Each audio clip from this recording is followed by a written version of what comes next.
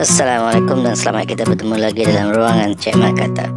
Okey, topik yang nak dibincangkan hari ini adalah topik santai lah ya. Kita bercerita tentang Cik Mat nak kongsi satu teori ya yang selalu Cik Mat bercerita dengan kawan-kawan, iaitu garbage truck theory atau teori lori sampah. Kita tahu lori sampah ni kerjanya mengutip sampah dan membawa sampah ke sana sini. Okey, jadi kadang-kadang sampah yang mereka bawa tadi tu bila dah penuh mungkin akan tertumpah di jalanan dan akan dikutip oleh lori lain pula.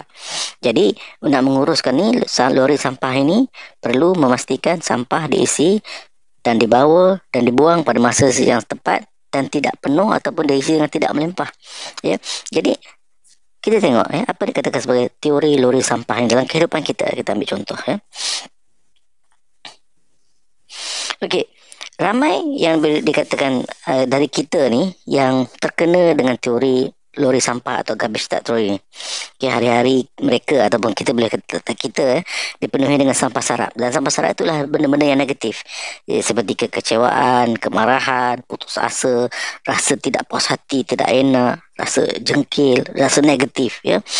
Dan bila perasaan-perasaan negatif tadi ni, kemarahan tadi ni, kemurungan, negatif, negativism itu berkumpul dalam diri kita, dia akan menimbun dan penuh dalam diri kita dan kita akan kita berkata full of anger.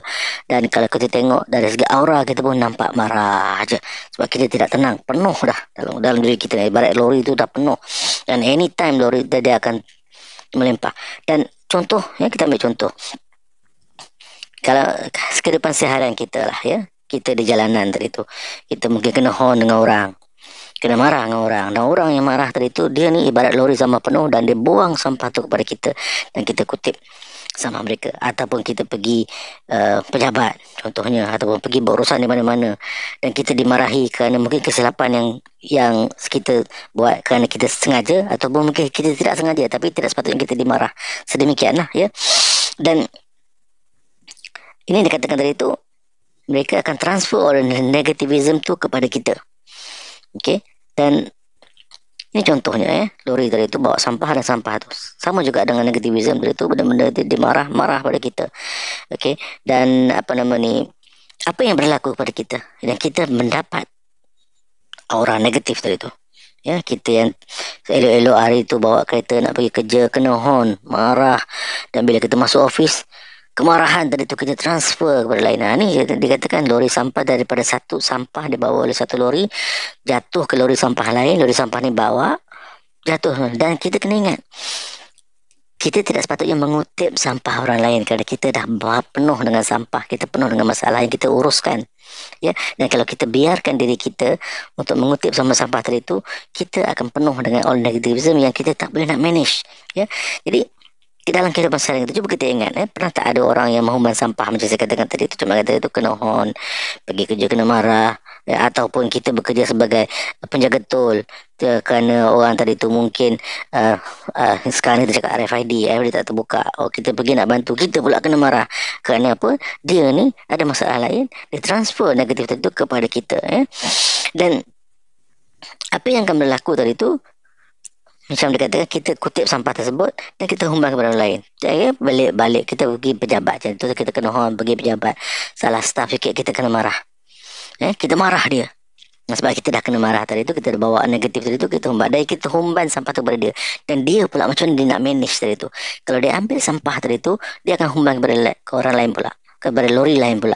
Tetapi cuba fikir, kalau dia tidak mengambil sampah kita tadi tu, ataupun dia ambil sampah dan dia dispose, apa akan terjadi? Maknanya all this negatif aura tadi tu dia tak akan ambil dan dia tak akan transfer kepada lori lain ataupun sampah-sampah tu terbawa ke lori lain ataupun dia tidak transfer kepada orang lain negatif aura tadi tu ya. Jadi apa berlaku contohnya, jadi Cik Mat kata kita pejabat kita marah staff, okey, sebab dekat jalan tadi tu kita kena horn apa semua, stop tol pada problem, kita sangkut, kita kena marah kerana jam, kita dah penat, kita masuk office, staff salah sikit ataupun staff buat tak salah ke apa, kita cari kesalahan dia, itu lebih teruk lah ya. Dan ataupun kita sebagai tenaga pengajar sudah tak buat homework, kita marah dia, dan marah kerana dia tak buat kerja, itu satu yang boleh dimarah. Tapi kemarahan melampau tadi itu karena ditambah oleh negativisme atau sampah yang kita kutip unnecessarily tadi itu, ataupun di mana-mana sahajalah kita transfer, maknanya macam macam kata tadi itu, sampah orang lain kita kutip dan kita campak kepada orang lain pula, dan bagaimana orang lain itu menguruskan sampah itu kita tengok cara macam mana. Jadi sekiranya kita benarkan, kita biarkan negatif aura itu mempengaruhi kita, iaitu mana seolah kita membenarkan mereka menghumban sampah kepada kita, ya, kita akan mendapat sampah tadi itu, kita akan mendapat negatif aura tadi itu. Tapi kalau kita tidak benar, kita kata no, you nak marah, marah. Apa yang kita boleh buat apabila seorang itu menghumban sampah sarat kepada kita? Jangan ambil hati, jangan biarkan perasaan kita terguris. Fikir positif, senyum saja, berikan senyuman, ucapkan salam, fikir positif, usnuzon. Mungkin mereka tadi itu kata contoh dia hon, dia kita tengah-tengah bawa kereta di bawah belakang hon kuat, mungkin dia terhon, mungkin dia sakit perut nak pergi toilet. Jadi kita ambil positifnya, tak payahlah kita marah kita hon dia balik. Jadi satu hari mood kita ni kacau kerana dia. Jadi kita benarkan sampah itu dihumban kepada kita. Ya, tunjuk sikap positif kepada mereka, senyum, berikan salam dan bergerak. Buang sampah tadi itu. Jangan ambil sampah orang lain, ya.